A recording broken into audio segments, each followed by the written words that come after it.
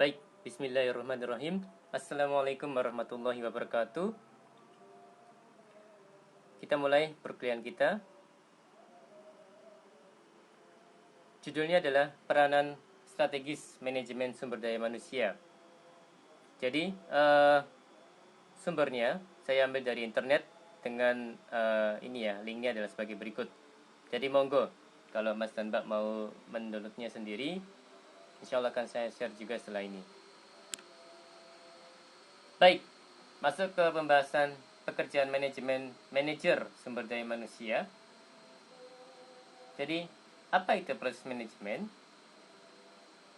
Adalah 5 fungsi dasar yang berupa perencanaan, pengorganisasian, penyusunan staf, kepemimpinan, serta pengendalian. Kalau menurut Gary Dessler ya, Mas dan Mbak.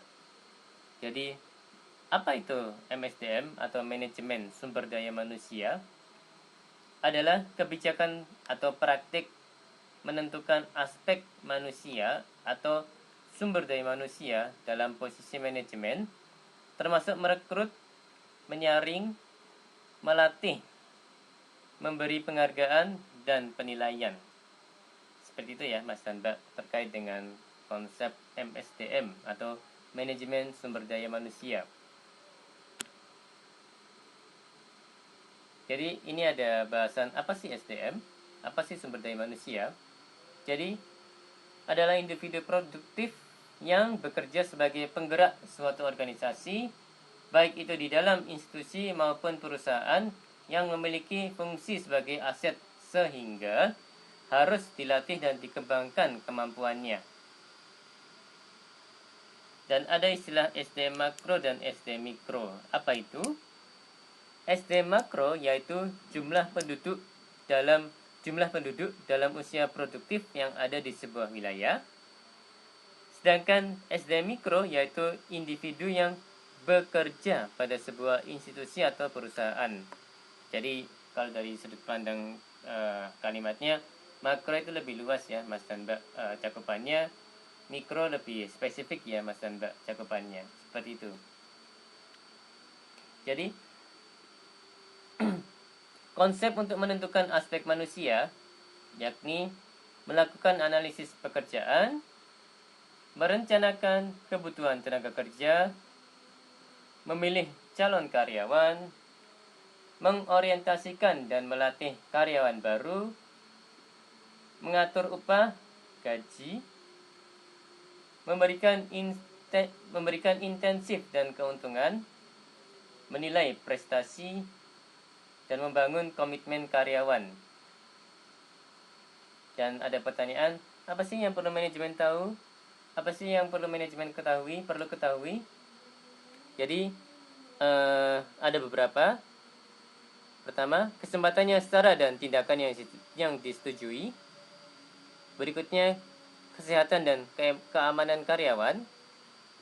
Dan yang berikutnya adalah menangani keluhan dan hubungan pekerja. Jadi, fungsinya MSDM itu apa? Mungkin ada yang bertanya seperti itu ya Mas dan Mbak ya. Jadi, fungsi manajemen dalam kurung FM terdiri atas pertama, fungsi perencanaan, kedua, fungsi pengorganisasian, yang ketiga, fungsi pengarahan, yang keempat, fungsi pengkoordinasian, yang kelima, fungsi pengontrolan atau pengawasan ya Mas dan Mbak ya.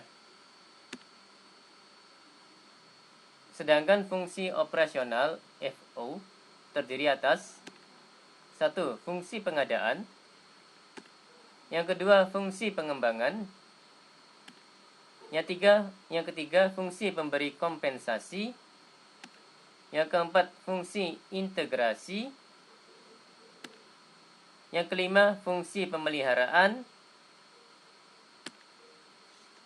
Oke, lanjut ke fungsi manajemen. Fungsi perencanaan atau planning. Lebih detail lagi, menentukan terlebih dulu program yang akan membantu mencapai tujuan perusahaan yang telah ditetapkan. Di planning ya Mas dan Mbak, direncanakan. seperti itu. Kemudian fungsi pengorganisasian atau organizing merancang susunan dari berbagai hubungan antara jabatan, personalia, dan faktor-faktor fisik. Jadi organize, diorganisasikan ya, organizing. Fungsi pengarahan, actuating, directing, leading. Jadi melaksanakan pekerjaan, mengusahakan agar karyawan mau bekerja sama secara efektif. Jadi mengarahkan ya Mas dan Mbak ya. Oke, masuk ke fungsi pengkoordinasian, fungsi pengendalian atau controlling,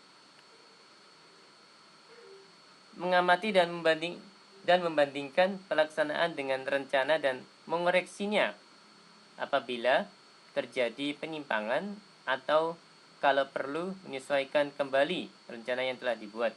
Jadi evaluasi ya Mas dan Mbak ya. Sudah ada rencana, kemudian implementasinya kita evaluasi, dan dari situ akan bisa jadi akan muncul rencana baru yang merupakan penyesuaian setelah dilakukan evaluasi. Seperti itu Mas dan Mbak. Baik, ini fungsi operatif SDM. Yang pertama, pengadaan SDM sumber daya manusia ya. Procurement. Ya, ini terdiri dari beberapa poin. Yang pertama perencanaan SDM. Berikutnya analisis jabatan. Yang berikutnya rekrutmen atau seleksi jabatan.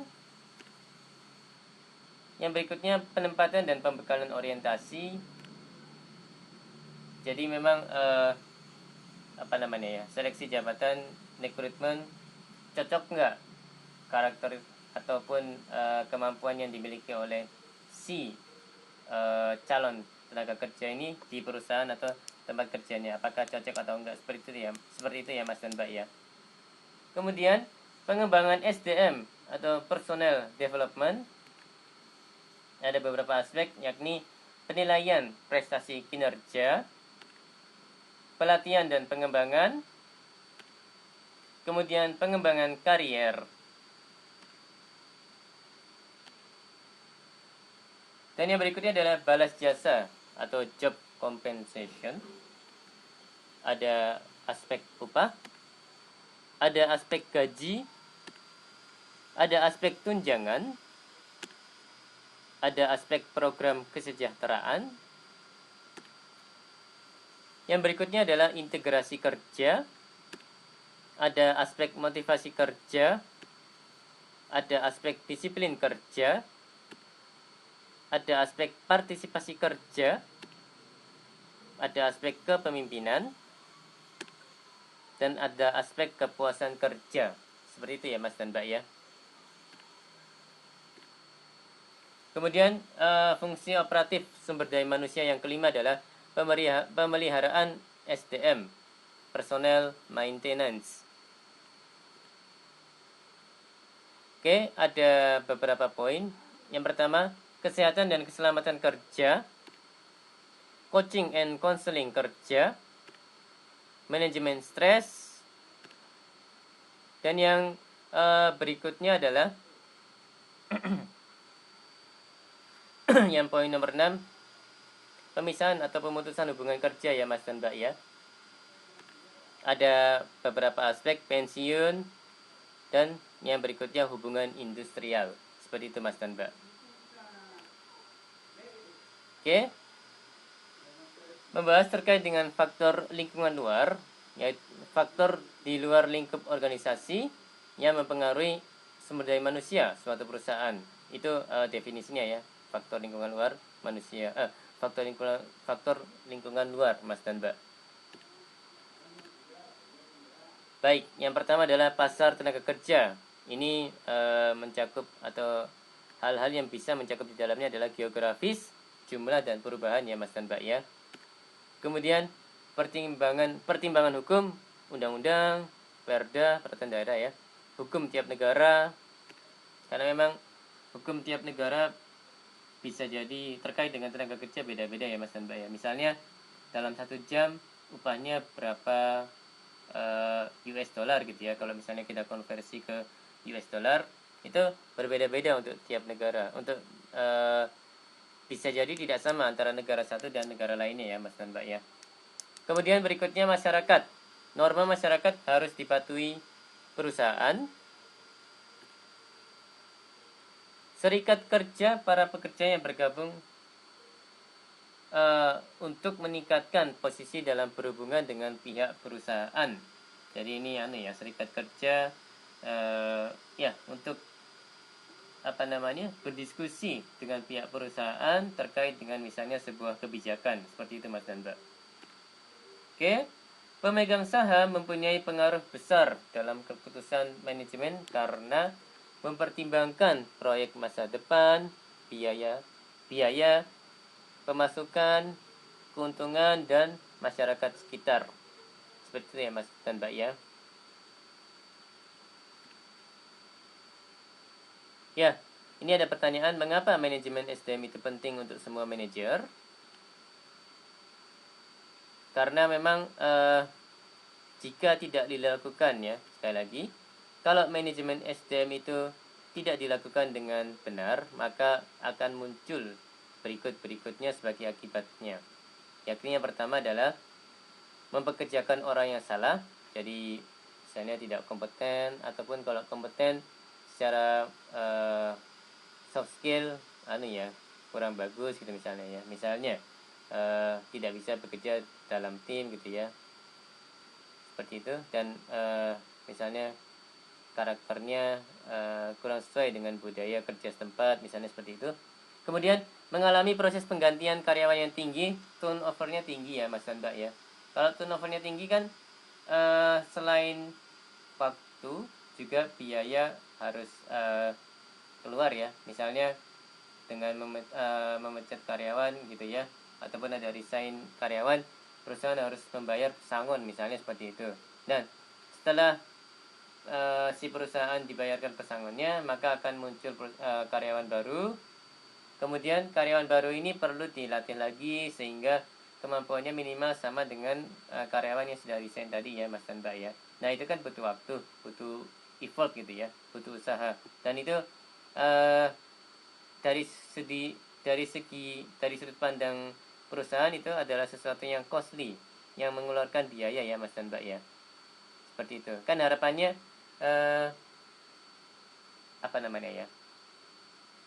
tenaga kerja yang terampil yang memang yang sangat kompeten di bidangnya itu kan bertahan lama ya di perusahaan. Dan kalau misalnya harus mengganti orang itu, proses regenerasinya bisa berjalan cepat. Itu kan harapan dari perusahaan.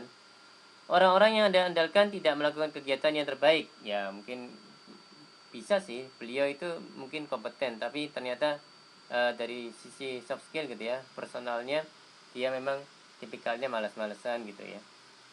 Kemudian menghabiskan waktu untuk wawancara yang tidak berguna. Ya wawancara untuk mendapatkan orang yang ternyata di kemudian hari adalah seseorang yang tidak cocok di perusahaan, kan menjadi waktunya wawancara itu bisa terasa buang-buang waktu gitu ya, terasa percuma seperti itu Mas Tanda.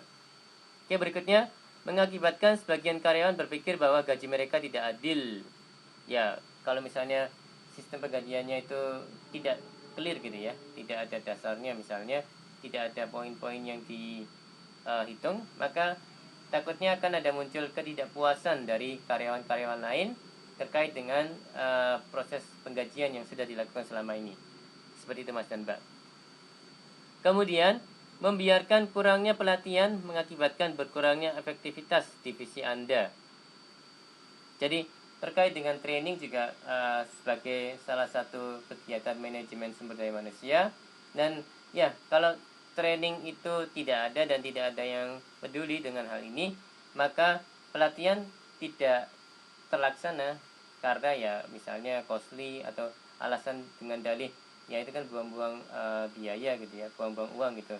Nah, padahal dengan pelatihan yang tepat gitu ya, insya Allah performansi dari seorang pekerja itu akan naik. Dan kalau naik kan ujung-ujungnya juga akan berkontribusi lebih ke perusahaan, sehingga diharapkan akan mendukung tercapainya peningkatan profitabilitas ya Mas dan Mbak. Seperti itu Mas dan Mbak. Jadi sekali lagi tadi poinnya adalah terkait membiarkan kurangnya pelatihan mengakibatkan berkurangnya efektivitas divisi Anda.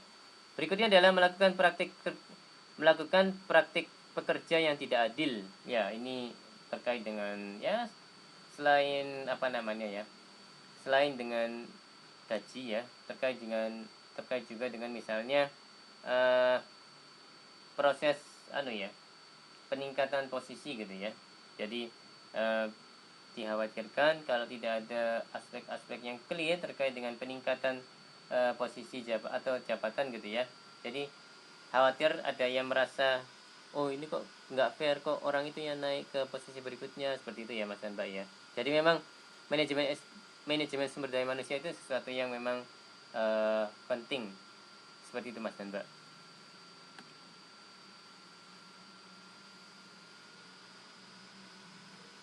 Oke, ini ada beberapa pertanyaan ya, monggo dibaca sama Mas dan Mbak masing-masing. Baik, demikian perkuliahan hari ini. Mohon maaf kalau ada kata-kata yang salah. Wassalamualaikum warahmatullahi wabarakatuh. Terima kasih atas perhatian Mas dan Mbak.